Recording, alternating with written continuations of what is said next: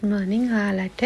ඉතින් අද මම ඔයාලට කියලා දෙන්නේ hair spray එකක් එහෙම නැත්නම් hair mist එකක් හදාගන්න හැටි ගෙදරින්දිම ඔයාලගේ කොණ්ඩේ ඉක්මනට වවා ගන්න. ඉතින් කොණ්ඩේ වැටෙනවා නම් කැඩෙනවා නම් මේ ස්ප්‍රේ එක ගොඩාක් හොඳයි. මම ලියලා තියෙනවා මම ගත්ත දේවලුත් ඔයාලට ඒ වෙනුවට දාගන්න පුළුවන් දේවලුත්. මේ දිනේ අපි හදාගත්ත ස්ප්‍රේ එක. ඉතින් ඔයාලට මම කිව්වා වගේ පෙරකොල ගොඩකොල ඒ වගේ දෙයක් දාලා හදාගන්න පුළුවන්. මේක ගොඩක් තද පාටයි මොකද මම රයක් තියලා තිබ්බ නිසා. ඉතින් අපි ඒ වෙලෙම අරගෙන යූස් කරන්න පුළුවන්. නමුත් මම ප්‍රිෆර් කරන්නේ මට හරි ගියේ මම හදාගත්ත විදිහට රයක් එළි වෙනකම් මම තියලා. ඉතින් ඔයාලා මේක දැන් ඔයාලා වටට යනවා නම් ප්‍රශ්නයක් නැහැ. රෝස්මෙරි යූස් කරන්න නැත්නම් රෝස්මෙරි යූස් කරලා යන්න බෑ මොකද ගොඩක් ස්ට්‍රොං ස්මෙල් එකක් තියෙනවා. ඉතින් ඔයාලා රෝස්මෙරි යූස් කරන්න නැත්නම් ගොඩකොළ වගේ දෙයක් යූස් කරනවා නම් එහෙම ප්‍රශ්නයක් නැහැ. ඔයාලට මේක ස්ප්‍රේ කරලා වලට යන්න පුළුවන්. ඉතින් අපි බලමු මේක කොහොමද අපි ස්ප්‍රේ කරගන්නේ කියලා. ඉතින් තෙල් දානවා වගේම තමයි මම යන්නේ කන පැත්තේ ඉඳලා. ඊට කලින් මට එක දෙයක් කියන්න ඕනේ. අපි කොණ්ඩේ මොනවද දාන්න කලින් පළවෙනි දේ තමයි කොණ්ඩේ ගැට ටික ලියා ගන්න. කොණ්ඩේ ගැට පිටින් දාන්න එපා. කොණ්ඩේ ගැට පිටින් දැම්මොත් ඔයාට මේක ලියා ගන්නකොට කොණ්ඩේ යන ගාන වැඩි. ස්පෙෂලි තෙල් වගේ දේවල් දාලා අපි කොණ්ඩේ පීරන්නේ. අපි කොණ්ඩේ තෙත තිබ්බහම කොණ්ඩේ පීරන්නේ. මොකද එතනින් කැඩෙන ගාන වටන ගාන වැඩි කොණ්ඩේ. ඒක නිසා ඔයා මේක කරන්න කලින් එකට වගේ කොණ්ඩේ ගැට ටික පීරගෙන ඉන්න. ඉතින් okay. Go.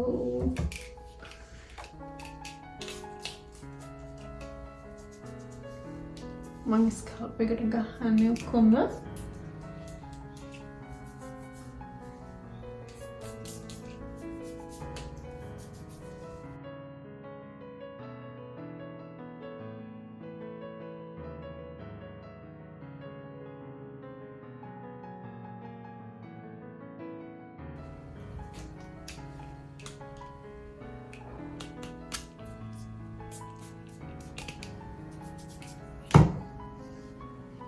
I'm going to put it out.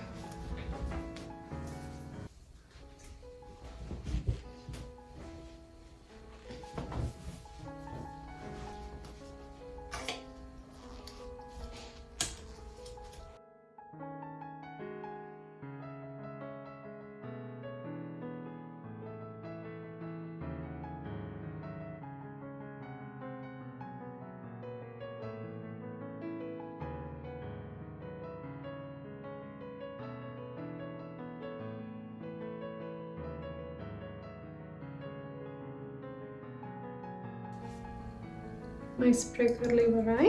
Spray කරාට පස්සේ ඔයා ඔළුවට හොඳ මසාජ් එකක් දෙන්න ඕනේ. අපි මොන දේ දැම්මත් වැඩක් නැහැ.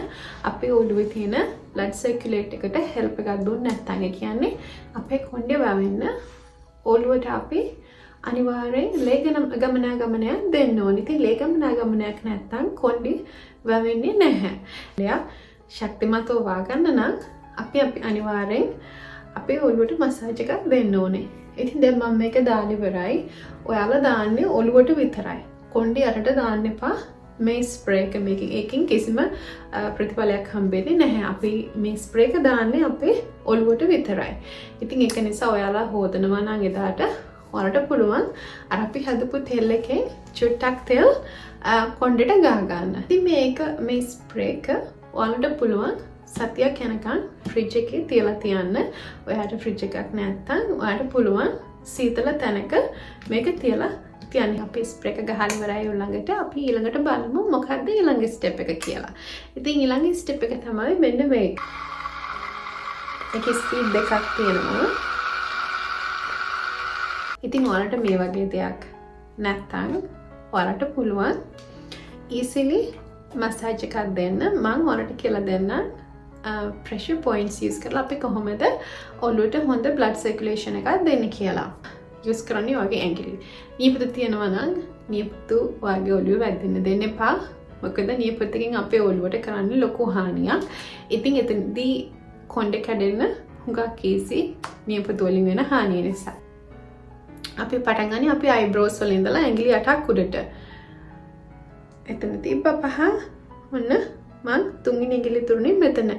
මේක තමයි අපේ පළවෙනි ප්‍රෙෂර් පොයින්ට් එක. එහෙම නැත්නම් කොණ්ඩේ ඉක්මනට සුදු වෙනවා නම්, එහෙම නැත්නම් කොණ්ඩේ වැටෙන්න පටන් ගන්නවා නම් අපි මේ 8 වෙනි ඇඟිලි ඉවර වෙච්ච තැනට ප්‍රෙෂර් එකක් දීලා ඔයාට පුළුවන් හොඳ ප්‍රෙෂර් එකක් දීලා ඔයාට තේරෙයි වෙනස. ඒ වගේම ඇඟිලි තුඩු වලින් හොඳ මසාජ් එකක් දෙන්න එතනට. එතනදී අපිට පුළුවන් මේ ප්‍රෙෂර් පොයින්ට් එකෙන් අපි ඔළුවට දෙන ලේ ගමනාගමනය වැඩි කරලා අර ඔයාලගේ අඩු කාලෙන් කොණ්ඩේ වැටෙන එක නවත්ත ගන්න. එතනින් තමයි අපේ පළවෙනි ප්‍රෙෂර් පොයින්ට් එක අපි ඇක්ටිවේට් කරන්නේ. ඉතින් මේ මසාජ් එක තප්පර ගානක් නෙමෙයි, අඩුම තරමේ ඔයා විනාඩියක්වත් මසාජ් එක දෙන්න ඕනේ. ඒ වගේ 8 වෙනි ඇඟිල්ල ඉවර වෙච්ච තැනට. ඊළඟ එක තමයි ඇඟිලි 12ක්.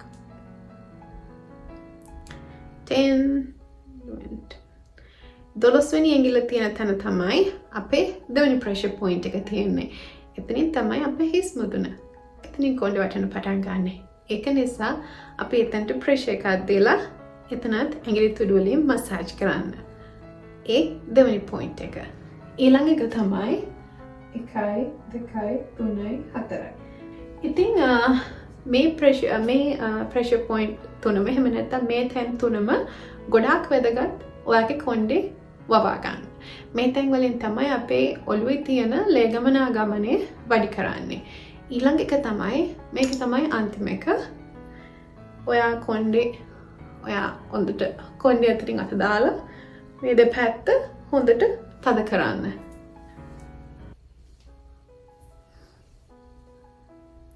ඔයාට තේරෙයි ඔයාගේ හරිම සනීපයි. ඔයාට තේරෙයි ඒ වෙනස.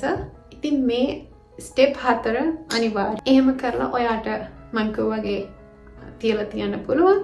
එහෙම නැත්නම් අඩුම තරමේ පැය 5කට පස්සේ හොදලා දාන්න ඔයාගේ කැමැත්ත. ඉතින් මං වගේ මතක තියාගන්න කොණ්ඩේට ගහන්න එපා, උඩට විතරයි. මේ දේ කරලා බලන්න මාසයක් වගේ යනකොට ඔයාට ඔයාගේ කොණ්ඩේ ලොකු වෙනසක් තේරෙයි. පස්වෙනි දේ තමයි අපි ඔළුව පනව භාවිත කරලා මසාජ් කරන එක. එහෙම නැත්නම් පීරන එක. මේ වගේ එකක් නැත්නම් මේ වගේ එකක්. පොඩි දත් තියෙන ඒවා ගන්න එපා. කොණ්ඩේට හොඳ නැහැ. අනික මම පීරනවා කිව්වට මම පහළට වෙනකම් පීරන්නේ නැහැ. මම බෙල්ල ළඟට ගිහිල්ලා නවත්තනවා. මම ඔයාලට පෙන්නන්න. මං ගියා මෙතෙන්ට ගත්තා.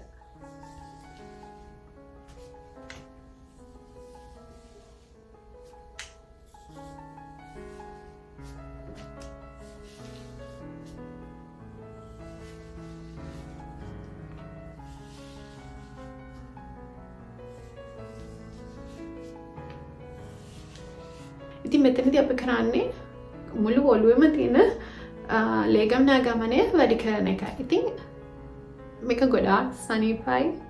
ඔයාලා කරලා බලන්න. හරිම සනීපයි ඔළුවට. ඒ වගේම තමයි මේ ට්‍රීට්මන්ට් එකෙන් ඔයාලගේ කොණ්ඩේ තියෙන වෙනස ඔයාලට තේරෙයි. ඔයාලගේ කොණ්ඩේ හිස් තැන් තියෙනවා නම්, වැටිච්ච තැන් තියෙනවා නම්, කැඩෙනවා නම් මේ වගේ දෙකින් හරිම ලේසි නවත්ත ගන්න. කොණ්ඩේ හොදන එකට පිළිවෙලක් තියෙනවා. කොණ්ඩේ හොදන එකටත් ක්‍රම තියෙනවා. අපි දැන් ලංකාවේ normally අපි ලිඳේනාන්නේ හිටගෙන නිකන් ඔලුවට උතර දාගන්න එක.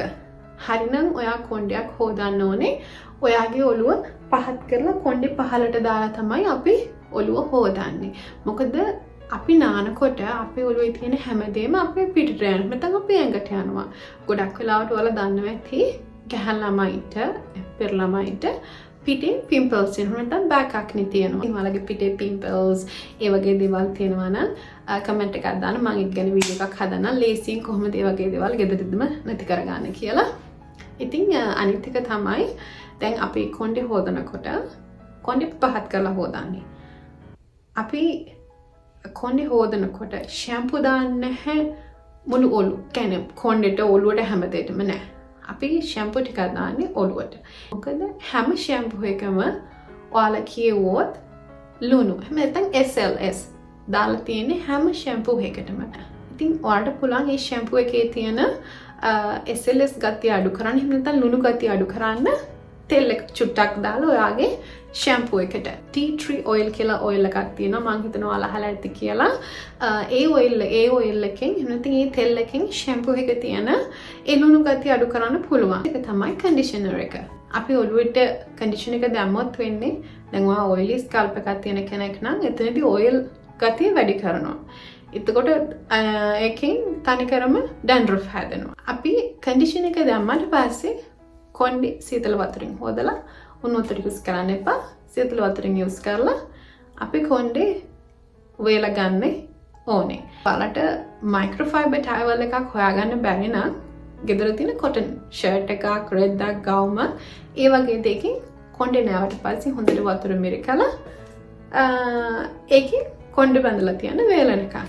ඉතින් අපි බ්ලෝ ඩ්‍රයි කරන්නේ නැහැ කොණ්ඩේ ගොඩක් වෙලාවට. එළියේ තියෙන ටෙම්පරේචර් එකට නැත්නම් එළියේ තියෙන රස්නෙට කොණ්ඩේ වේලෙන්න දෙන්න. දැන් ඔයා බ්ලෝ ඩ්‍රයි කරන කෙනෙක් නම් මේක අමතක කරන්න එපා. බ්‍රෑන්ඩ් එක නෙමෙයි මම කියන්නේ heat protection එක. ඉතින් මේ වගේ දෙයකින් අපිට easily අපේ කොණ්ඩේ බ්ලෝ ඩ්‍රයි කරනකොට මේ රස්නේ කොණ්ඩේ බේර ගන්න පුළුවන්. ඉතින් ඔයාගේ බ්ලෝ ඩ්‍රයර් එකේ රස්නේ මේ heat protection එකේ තියෙන ටෙම්පරේචර් එකයි එක සමාන නැත්නම් ඊට වැඩි චුට්ටක් වැඩි වෙන්න ඕනේ. මොකද ඒ දෙන රස්නේ කොණ්ඩේට දරා ගන්න. අපිට තියෙන්නේ වගිස්ස විතරයි. ඉතින් ස්ප්ලිට් එන්ඩ් වලට අපිට කරන්න තියෙන ඊසිම දේ තමයි එන්න මේ වගේ දෙයක් හදාගන්න එක. ඉතින් මේ බ්‍රෑන්ඩ් එක මම try කරා. මම නම් පොඩ්ඩක්වත් කැමති නැහැ මේකට. ඉතින් ඔයාලට මේ වගේ මිස්ට් එකක් හදාගන්න ඕන නම් මට කමෙන්ට් එකක් දාන්න. මම ඔයාලට කියලා දෙන්නම් කොහොමද මේ වගේ මිස්ට් එකක් හදාගන්නේ කියලා. ඉතින් මේ මිස්ට් එක අපිට අරගෙන ඒ කියන්නේ ඒක අරගෙන අපිට මේ තියෙන ස්ප්‍රේ බෝටල් එකක් නිසා easily අපේ අගැසි වලට ස්ප්‍රේ කරන්න පුළුවන්. මේ ස්ප්ලිට් එන්ඩ් ස්ප්‍රේ එක මම අනිවාර්යෙන් කොණ්ඩේ සේදුවට පස්සේ නිදාගන්න කලින් අනිවාර්යෙන් දෙසරයක් මම යූස් කරනවා. ඊට පස්සේ මම උදේ නැගිට්ටාම මම යූස් කරනවා. මම බලාපොරොත්තු වෙනවා ඉස්සරහට ඔයාලට ලේසියෙන්ම ගෙදරදී ෂැම්පූ එකක් හදන හැටි කියලා දෙන්න. ඉතිරිටත් මත් එක්ක රැඳී ඉන්න කියලා ආදරෙන් ඉල්ලා සිටිනවා. ඉතින් මොනවා හරි දෙයක් දැනගන්න ඕන නම් කමෙන්ට් එකක් දාන්න. මම අනිවාර්යෙන් රිප්ලයි කරන්නම් ඔයාලට. එහෙනම් ඉතින් ගිහලා එන්න හැමෝටම සුබ දවසක්.